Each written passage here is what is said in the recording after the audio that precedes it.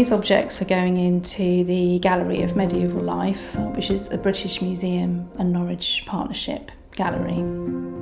We're talking around 900 objects and around 60 from the British Museum. This is a recent acquisition, a metal detector find, and at the moment I'm just cleaning some of the soil off it and revealing some rather lovely gilt surface. It looks to be a 12th, 13th century little mount made of copper alloy, possibly the Virgin Mary.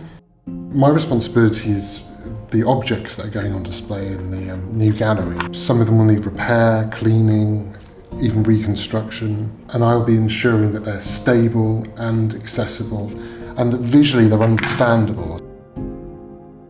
I am currently conserving this funeral pall. It dates from about the early 1500s. It's silk velvet woven with gold thread.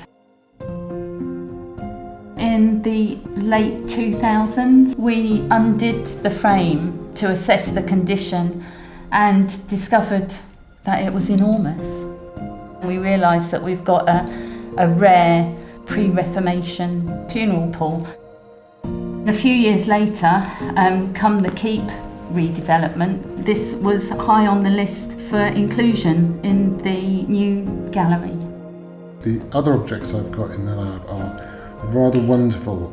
3 figures from a medieval altarpiece, probably originated in Germany or Austria. And we're still doing quite a lot of detective work to find out more about it. They're in very poor condition and they've been heavily overpainted. Some of them have got up to 12 layers of overpaint on them. And one of the tasks we've had is to remove that overpainting and reveal the medieval paint underneath, which has been a long and complex task that's involved a lot of decision-making, ethical considerations, talking with other specialists, and then the task itself and various trials to find the best way of doing that. Working on this pall, I estimate it will take me about 650 hours in total to work on it. So far, I've surface cleaned it, but in order to access the damage, I've had to separate the 2 layers. To support it, I've picked this gold coloured silk and then I'm working my stitch repairs through to this layer.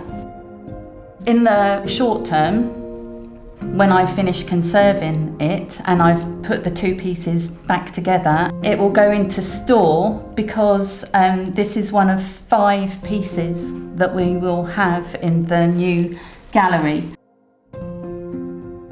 When its time comes, it will have a bespoke mount made, and we're hoping that will help it to look as it would have been used originally. Our aim isn't to make things look new or fully repaired, it's to keep them looking as authentic as possible without interfering with them too much. I mean, conservation really is access. It's the way you can safely see objects without them deteriorating.